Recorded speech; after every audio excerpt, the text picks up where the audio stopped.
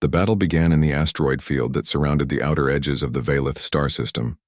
Admiral Webb had positioned her fleet among the floating rocks to break up the hegemony formation and force them to fight in smaller groups. The first contact came when hegemony scout ships detected human energy signatures hiding behind the larger asteroids. War General Thax Moore was surprised by the size of the human fleet, but remained confident in his superior numbers. His 600 warships began forming attack formations while his fighter squadrons moved ahead to probe the human defenses.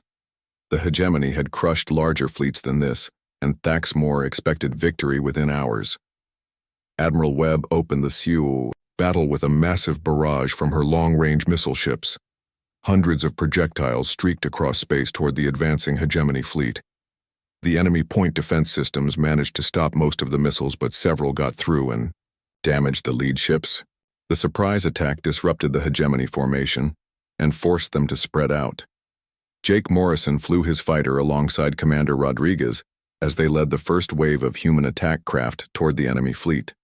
The biocommunication device from Kirana was feeding him real-time information about hegemony ship movements from the Valith sensors on the planet below.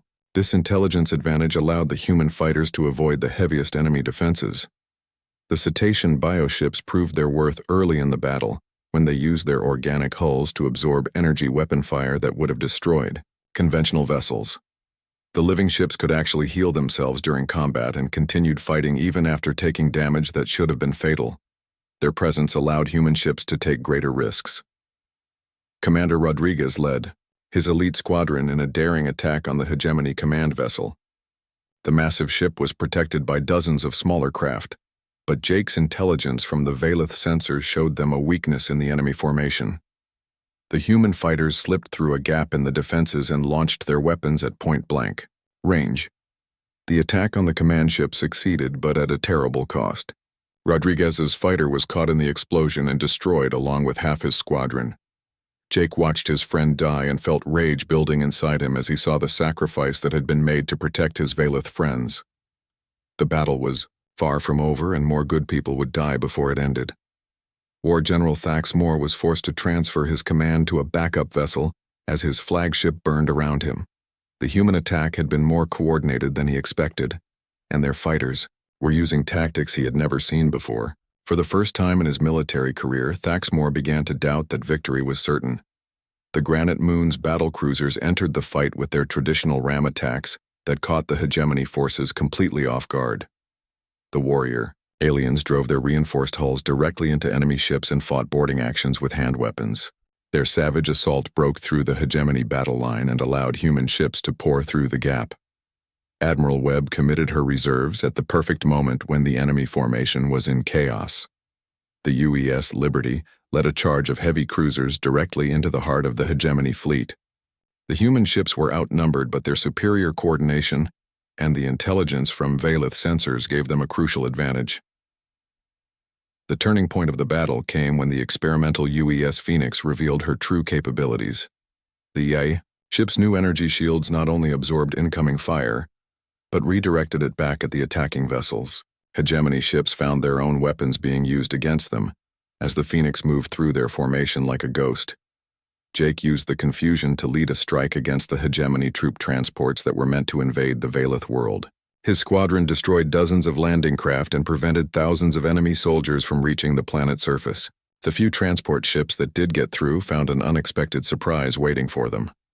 The peaceful Valith had spent weeks preparing defenses using their biotechnology in ways it had never been used before. Instead of healing and growing, they had created weapons that could disable enemy soldiers without killing them.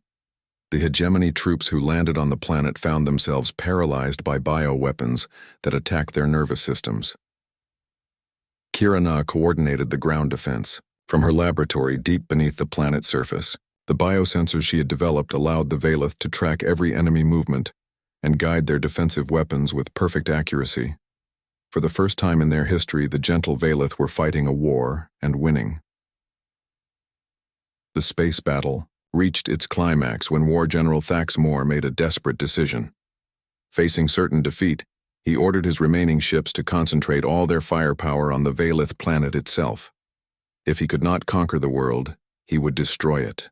completely and deny the humans their victory. Jake saw the enemy formation changing and realized what Thaxmore intended to do. The Hegemony flagship was positioning itself for a direct assault on the planet that would kill millions of innocent Valeth. Jake broke formation and flew his damaged fighter directly toward the massive enemy vessel, knowing it was a suicide. Admiral Webb tried to order Jake back, but he had already cut his communications link. Jake thought about Zethka and Kira Na and all the other Valeth who had shown him such kindness when he was a stranger in need. These gentle beings had risked everything to save one human, and now one human would risk everything to save them. Jake's fighter was too small and damaged to seriously threaten the Hegemony flagship, but his attack gave Admiral Webb the opening she needed. The UES Liberty and her escort ships launched everything they had at the enemy command vessel, while its defenses were focused on the single human fighter.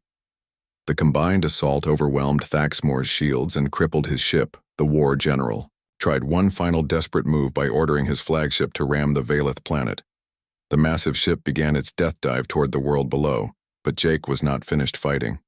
His damaged fighter still had one weapon left, and he used it to destroy the enemy ship's navigation system. The Hegemony flagship spun out of control and crashed harmlessly into the ocean. The destruction of their command ship broke the remaining Hegemony forces. Ship after ship began surrendering as their commanders realized the battle was lost. For the first time in galactic history, the seemingly unstoppable Hegemony war machine had been decisively defeated. News of the victory spread across the galaxy faster than light itself. Jake's fighter was rescued by a human recovery ship, and he was rushed to a Valeth medical facility for treatment. Kira Na herself supervised his care using the advanced biotechnology that had originally saved his life months earlier. The cycle was complete as the Valeth once again healed the human who had fought so hard to protect them. The victory celebration lasted for days as species from across the galaxy sent messages of congratulation and hope. The defeat of the Hegemony fleet had inspired resistance movements on dozens of conquered worlds. The galaxy had learned that the empire of conquest and slavery could be beaten by beings who fought for compassion and freedom. 6 months after the battle, the Valeth world had become the headquarters of a new alliance dedicated to protecting peaceful species from aggression. Human military technology combined with Valeth biotechnology created advances that revolutionized both medicine and defense. The partnership that began with saving one lost pilot had grown into a force that would reshape the galaxy. Jake stood in the memorial garden that had been built at his original crash site, surrounded by children from dozens of different species. The inscription was written in human and Valeth languages and dozens of others that had joined the alliance. It read simply that compassion shown to one being had saved countless lives and proved that the greatest victories come from protecting others rather than conquering them. Elder Zeth Ka often visited the memorial to reflect on how saving one human stranger had changed the fate of civilizations. The Valeth had acted from simple kindness without expecting anything in return, but their compassion had inspired an entire galaxy to choose cooperation over conquest. War General Thaxmore himself had been captured and was slowly learning about peace in a Valeth rehabilitation center where former enemies could discover better ways to live. Admiral Katie Webb took command of the rescue fleet from her flagship, the UES Liberty. She was one of Earth's most experienced combat commanders and had fought the Hegemony in 12 major battles. The fleet assembling under her command was unlike anything humanity had ever put together, with over 400 ships ranging from massive dreadnoughts to small fighter craft. Ships arrived at the staging area from every corner of human space. The heavy cruiser UES Thunder came from the defense of New Angeles. The fast attack squadron led by UES Lightning was pulled from patrol duty along the outer rim.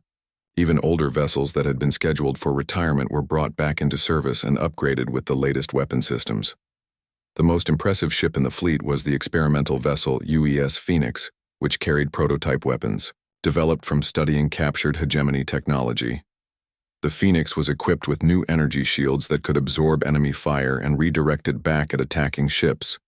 Her main guns could penetrate Hegemony armor that had stopped conventional human weapons. Commander Alex Rodriguez was given command of the elite fighter wing that would spearhead the attack. His squadron included some of the best pilots in human space, including Jake Morrison, who had insisted on returning to help defend his Veilith friends. Jake had trained intensively for weeks to qualify for combat duty and prove he could handle the stress of space battle. As the human fleet prepared for departure, they received an unexpected message from across the galaxy. Other alien species had heard about humanity's mission to save the Veilith and were offering their support. The peaceful Cetacean Collective sent 3 of their organic bioships that could heal damaged vessels during combat. The warrior clans of the Granite Moons pledged their battle cruisers to join the human fleet. These proud beings had been fighting the hegemony for decades and respected humanity's decision to help a peaceful species. Their ships were built for close combat and could ram enemy vessels with their reinforced hulls. Even more surprising were messages from some species that had once been part of the hegemony empire. Rebel groups that had been secretly fighting their oppressors offered intelligence about hegemony fleet movements and weak points in their ship designs. The galaxy was watching humanity's bold rescue mission with growing hope. Jake returned to the Veilith world aboard a fast courier ship to coordinate with his alien friends. Elder Zethka and his people were amazed when Jake told them about the massive fleet that was coming to their defense. The single human they had saved had somehow convinced his entire species to risk everything for beings they had never met. The Veilith had spent the weeks since Jake's departure preparing for the coming invasion in the only way they knew how. Their biotechnology specialists had developed new healing compounds that could help wounded soldiers recover faster. Their engineers had created communication devices that could work with human technology. Kira Na showed Jake the most impressive Veilith contribution to the coming battle.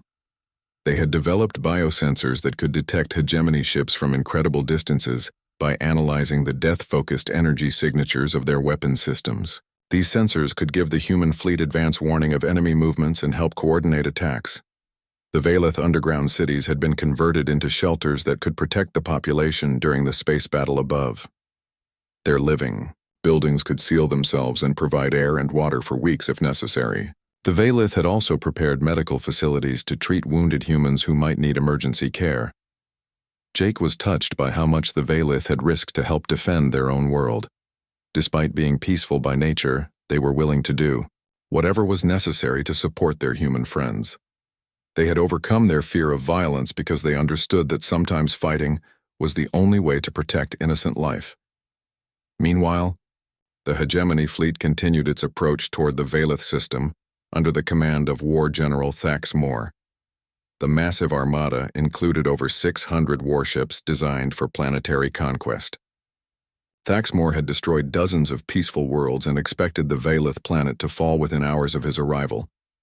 Intelligence reports reached Thaxmore about the approaching human fleet, but he dismissed them as desperate bluffing. No species had ever dared to challenge hegemony forces so far from their own territory. The humans were already losing their war for survival, and could not possibly spare ships for a meaningless gesture to save aliens. Thaxmore could not understand why humans would risk their precious military resources for beings that could offer them nothing in return. In hegemony, culture strength was the only value that mattered, and showing mercy was considered weakness. The idea that humans would fight for compassion rather than conquest was completely foreign to him. The war general was confident that his battle-tested fleet could crush any opposition the humans might send. His ships had defeated the combined navies of 3 different species, and his warriors were experienced in destroying planetary defenses. The Veilith world would become another hegemony victory, and the human fleet would be destroyed as an example to other species. Admiral Webb's strategy for the coming battle was complex and dangerous. The human fleet would split into 3 groups to attack the hegemony formation from different angles. The first wave would consist of long-range missile ships that could damage enemy vessels before they could respond. The second wave would be fighter squadrons that could slip through hegemony defenses and attack their command ships. The third and most dangerous part of the plan involved the UES Phoenix and her experimental weapons. Commander Rodriguez would lead this ship directly into the heart of the enemy formation, where she could do the most damage. The Phoenix's new shields should protect her long enough to cripple several major hegemony vessels, but the mission was essentially a suicide run. Jake spent his final hours before the battle walking through the Veilith city and talking with his Alien friends. Zethka told him that regardless of what happened in the coming fight, the Valith would never forget that humans had come to help them. The gesture itself was more important than victory or defeat. Kirana gave Jake a new biocommunication device that would allow direct contact between the human fleet and Valith ground sensors. This technology could provide real-time intelligence about hegemony ship movements and help coordinate the complex battle plan. The device was grown specifically for Jake and would only work with his unique biological signature. As Jake prepared to rejoin the human fleet, he made a promise to every Valith he met. He swore that humans would fight with everything they had to protect the beings who had shown such kindness to a stranger. The battle ahead would determine not just the fate of one peaceful species, but the future of compassion in a galaxy torn by war. The stage was set for the largest space battle in galactic history. Two philosophies would clash among the stars: the hegemony belief that might makes right against the human conviction that protecting the innocent was worth any sacrifice.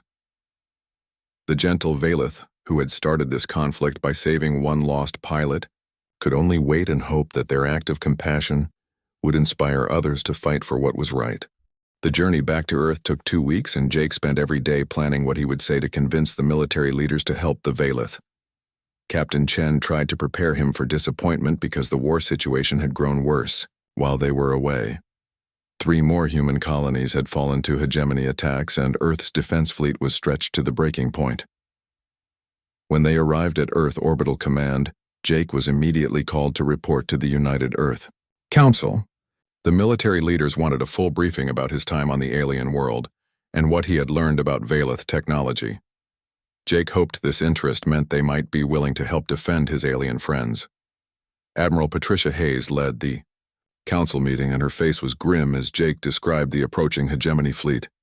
She listened carefully to his report about Valith biotechnology and their peaceful civilization, but her response was exactly what Jake had feared. Earth Command could not spare a single ship to defend an alien world when human colonies were falling every day. Jake argued that the Valith had advanced medical technology that could help wounded human soldiers.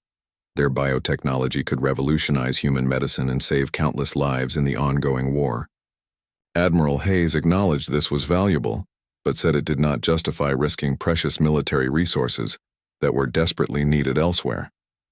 Dr. Richard Stone was the only council member who seemed interested in helping the Valith. He was Earth's leading expert on alien biology and had studied Jake's recordings of Valith technology with great interest. Dr. Stone argued that the medical advances alone were worth protecting, but his voice was overwhelmed by the military concerns. The Council's decision was final and brutal. The Valith world would not receive any military protection from Earth forces. Jake was ordered to forget about his alien friends and report for reassignment to defend human colonies. Any attempt to organize unauthorized military action would result in court-martial and imprisonment. Jake left the council meeting feeling crushed and angry. He had watched Admiral Hayes and the other leaders make cold calculations about which worlds were worth saving and which should be abandoned. The Valith had shown pure compassion when they saved his life, but humans were only interested in strategic value and military advantage. Captain Chen found Jake sitting alone in the station cafeteria, staring at Kirana's crystal gift. She sat down beside him and admitted that she disagreed with the council's decision, but could not disobey direct orders. She had seen the kindness of the Valith people and knew they deserved better than abandonment in their time of greatest need. Jake made a decision that would change his life and the fate of 2 species. He requested permission to address the Global Assembly, which represented all human civilian governments. Admiral Hayes tried to deny this request, but Jake had the right as a rescued officer to make a public report about his experiences. The military could not legally stop him from speaking to civilian leaders. The Global Assembly meeting was broadcast live to every human world and colony. Jake walked to the speaker's platform knowing that billions of people were watching and listening. He began by describing his crash landing and how close he had come to dying alone on an alien world far from home. Jake told the story of how 3 Valith scouts had found him near death and faced a terrible choice. Their laws said they should avoid contact with unknown aliens, but their hearts told them to help a suffering being. They chose compassion over safety and risked their entire civilization to save one human stranger who could give them nothing in return. He described the weeks he spent recovering in the Valeth underground city and learning about their peaceful way of life. Jake explained how they had shared their most advanced technology with him and treated him like family even though he was completely alien to them. The Valeth had asked for nothing and expected nothing but had given him everything they could. Jake's voice grew stronger as he told the assembly about the approaching hegemony fleet that would destroy these gentle beings. He explained how the Valeth had no weapons and no way to defend themselves against the coming invasion. Their entire species would be enslaved or exterminated within days of the hegemony arrival. The climax of Jake's speech came when he held up Kirana's crystal and explained what it represented. The Valeth had given him their most precious knowledge about healing and growing life, even though they knew humans might never return to help them. This was pure generosity from beings who understood they were probably going to die. Jake's final words echoed across human space and changed everything. He said that the Valeth had saved one human when they had every reason to stay hidden and safe. Now humanity had the chance to save an entire species of beings whose only crime was showing compassion to a stranger. The choice was simple. Would humans prove worthy of the kindness they had been shown? The response was immediate and overwhelming. Within hours of Jake's speech, protest movements began forming on every human world. Citizens demanded that their governments take action to help the Valeth. Military veterans volunteered to return to service for this mission. Civilian ship owners offered their vessels to support a rescue fleet. The phrase, "Remember the Valeth," became a rallying cry that spread through human space faster than any military communication. Social media networks carried Jake's speech to remote colonies and mining stations. Even children began asking their parents why humans would not help the kind aliens who had saved Jake. Commander Alex Rodriguez had watched Jake's speech from his post at the Titan Naval Academy where he trained new officers. Alex was known as one of humanity's most brilliant tactical minds and had been studying hegemony fleet movements for months. Jake's speech gave him an idea for a strategy that could work. Alex requested an immediate meeting with Admiral Hayes and presented his analysis of the situation. Instead of trying to defend the Valeth world, the human fleet could launch a surprise attack on the hegemony forces while they were still traveling through space. Human faster-than-light technology was superior to hegemony drives and could give them a crucial advantage. The political pressure from Jake's speech was becoming impossible to ignore. President Maria Santos called an emergency session of the Earth Council and demanded a new vote on military intervention. The public response had been so strong that even the military leaders were beginning to reconsider their position. Dr. Stone presented new analysis of the Valeth biotechnology that Jake had brought back. The medical applications were even more revolutionary than first thought and could save millions of human lives in future conflicts. The strategic value of preserving this knowledge was becoming clear even to the most hardened military minds. Admiral Hayes finally yielded to the pressure and authorized what became known as Operation Redemption. This would be the largest military mobilization in human history, with ships recalled from across the galaxy to form a rescue fleet. The mission would be to intercept and destroy the hegemony fleet before it could reach the Valeth world. Jake was promoted to major and assigned as a liaison officer for the operation. His knowledge of the Valeth and their planet would be crucial for coordinating the defense. More importantly, his story had become a symbol of what humanity could accomplish when motivated by compassion rather than just military necessity. The announcement of Operation Redemption triggered celebrations across human space. For the first time since the war began, humanity was taking offensive action instead of just defending their own territory. The message was clear to every species in the galaxy. Humans would fight for their friends even when it seemed impossible to win. Jake spent weeks learning to live with the Valeth, as they called themselves. The creature who had first found him was named Zeth Ka and seemed to be an important leader among his people. Jake slowly learned their clicking language, and they learned some of his words. A young female named Kirana was especially interested in Jake and spent many hours teaching him about their way of life. The Valeth lived in harmony with their planet in ways Jake had never seen before. Their buildings were grown from special plants that could be shaped while living. Their tools were made from crystals that could store energy from their sun. They had no weapons because they had never needed to fight anyone. Their whole society was built around helping each other and taking care of their world. Kirana showed Jake how their healing technology worked, using living organisms that could repair damaged tissue. She was amazed by Jake's human biology and asked many questions about how his body worked. Jake tried to explain human medicine, but realized the Valeth were far ahead of his people in understanding how to heal injuries and sickness. After 2 months with the Valeth, Jake had recovered completely from his crash injuries. The creatures had become like family to him, and he was learning their peaceful ways of living. Zethka told him that their people had never met beings from other worlds before, and that Jake was teaching them many new things. Jake felt honored to be the first human they had encountered. One day, Kirana helped Jake repair his emergency beacon using Valeth crystal technology. The signal was now strong enough to reach much further into space. Jake hoped that someone from Earth would eventually pick up his distress call and come looking for him. He promised Zethka that if humans came to rescue him, he would make sure they knew about the kindness of the Valeth people. The rescue ship arrived 3 months after Jake had crashed. Captain Lisa Chen commanded the UES Ranger and had been searching for Jake ever since his ship had gone missing. The Ranger landed near the crash site and found the wreckage, but no sign of Jake. The search team followed his trail and discovered the hidden entrance to the Valeth city. Jake was overjoyed to see other humans again, but he was also worried about how his people would react to the Valeth. He introduced Captain Chen and her crew to Zethka and the other leaders. The humans were amazed to find such an advanced but peaceful civilization living underground. The Valeth welcomed the humans with the same kindness they had shown Jake. Captain Chen brought terrible news from the galaxy. While Jake had been missing, a great war had begun. The hegemony was a group of aggressive alien species that conquered planets and enslaved the people living there.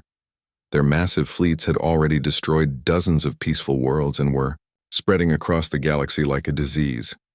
The hegemony was led by the Krillian Empire, whose warriors looked like giant insects with sharp claws and hard shells. Their leader was called War General Thax Moore, and he commanded fleets of ships designed only for destruction. They took resources from conquered worlds and forced the survivors to work as slaves in their factories. Several human colonies had already fallen to hegemony attacks. Earth's military was fighting on many different fronts and losing ground every day. Captain Chen explained that humanity was running out of ships and soldiers to defend all their worlds. Many planets had been abandoned because there were not enough forces to protect them all. Jake learned that the war was going badly for all the peaceful species in the galaxy. The hegemony seemed unstoppable, and their technology was designed for nothing but warfare. They had no interest in cooperation or trade, only conquest and domination. Every world they captured became a base for attacking more planets. Zethka shared disturbing news with Jake and Captain Chen. The Valeth had sensors that could detect ships approaching from deep space. These sensors had recently picked up signals from a massive fleet moving toward their system. The ships were too far away to see clearly, but their energy signatures matched what Jake had described about hegemony vessels. The Valeth world was perfect for the hegemony to conquer. It had rare minerals that could be mined and fertile soil that could grow food for their armies. The peaceful Valeth would not be able to resist and would either be enslaved or killed. Their beautiful underground cities would be destroyed, and their planet would become another hegemony military base. Jake felt sick when he realized what this meant. The kind people who had saved his life were now facing complete destruction. The Valeth had no military, and their technology was designed for healing and growing things, not for fighting wars. They would be helpless against the hegemony war machines. Captain Chen explained that Earth Command could not spare any ships to defend the Valeth world. Every human vessel was needed to protect human colonies, and even then they were losing the war. It would be military suicide to send forces to defend an alien planet when human worlds were falling every day. Jake could not accept this answer.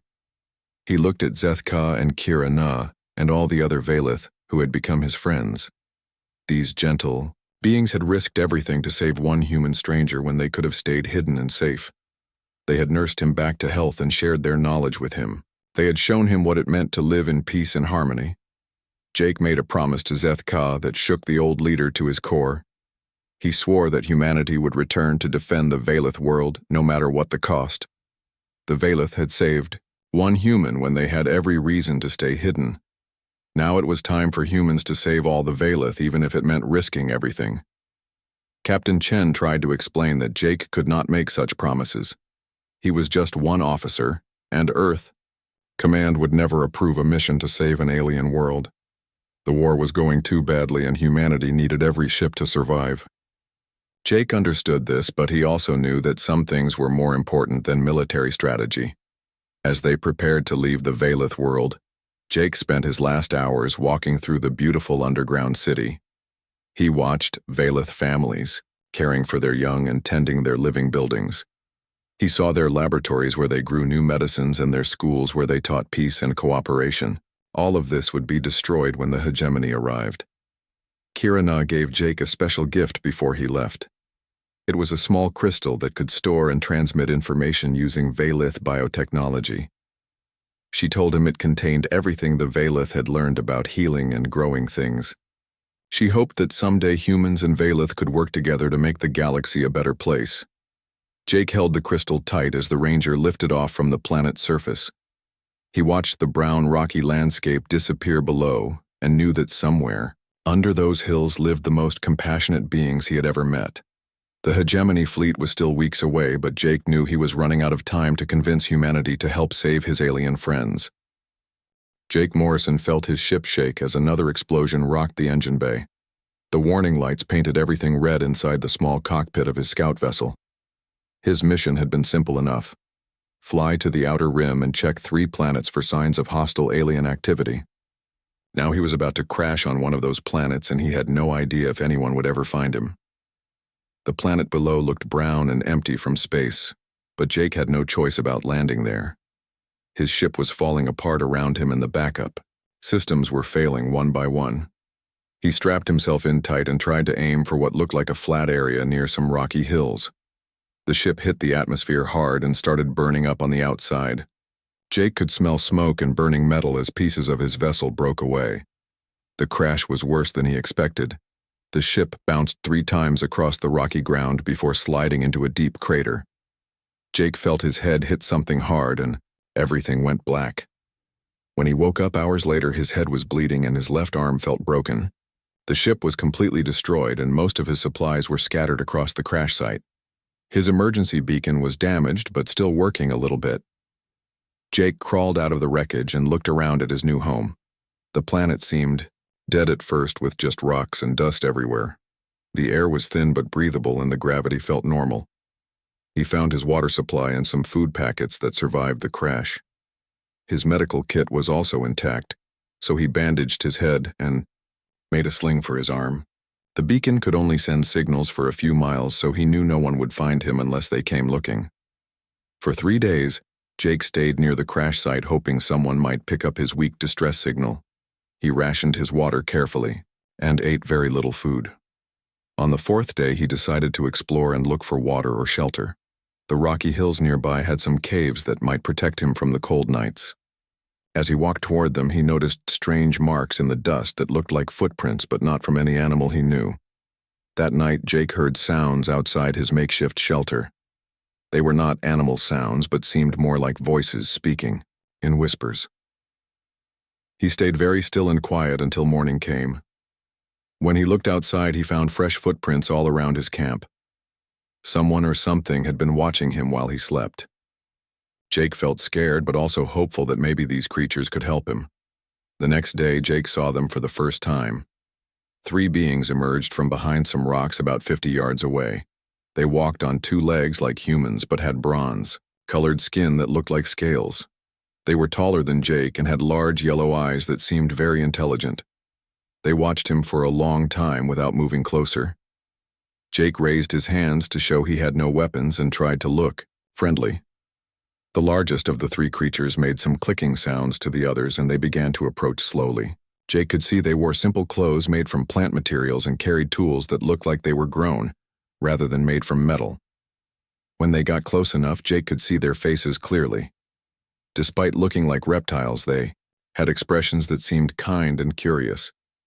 The leader pointed at Jake and then at himself while making soft sounds. Jake realized they were trying to communicate, so he pointed at himself and said his name slowly. The creature repeated the sound, but it came out different with their voice. Jake tried to copy their clicking language but could not make the right sounds. They seemed to find this amusing and made noises that sounded like gentle laughter. One of the smaller creatures noticed the blood on Jake's bandage and made concerned clicking sounds. They approached carefully and examined his injuries without touching him. Jake could tell they wanted to help but were being very cautious.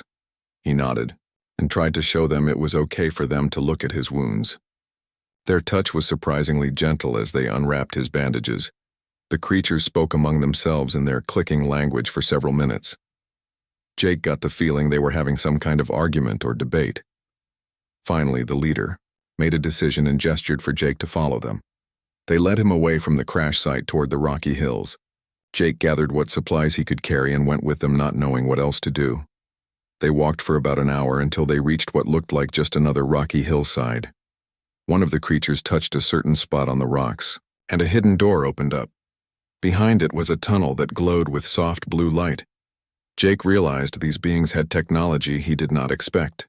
They lived underground in a place that was warm and comfortable with flowing water and growing plants. More creatures came to see the strange visitor as they walked through tunnels carved from living rock. Jake saw families with young ones that looked like smaller versions of the adults. Everyone seemed curious but not afraid of him. The tunnels opened into a huge underground chamber filled with buildings that seemed to grow from the ground itself. Everything glowed with that same soft blue light and the air smelled fresh and clean. The leader took Jake to a building that seemed to be for healing. Inside were other creatures who wore different colored clothing and had tools that looked like they were made from plants and crystals. They examined Jake carefully and made clicking sounds that seemed worried about his condition. One of them brought a bowl of liquid that smelled strange but tasted like fruit. Within minutes, Jake felt much better and the pain in his arm began to fade. They gave Jake a place to rest and brought him food and water. The food was unlike anything he had ever tasted but was delicious and filling. As Jake lay on a bed that felt like it was made from soft moss, he wondered what these kind creatures wanted from him. They had saved his life when they could have just left him to die alone on their planet. He decided that no matter what happened, he would find a way to repay their kindness somehow.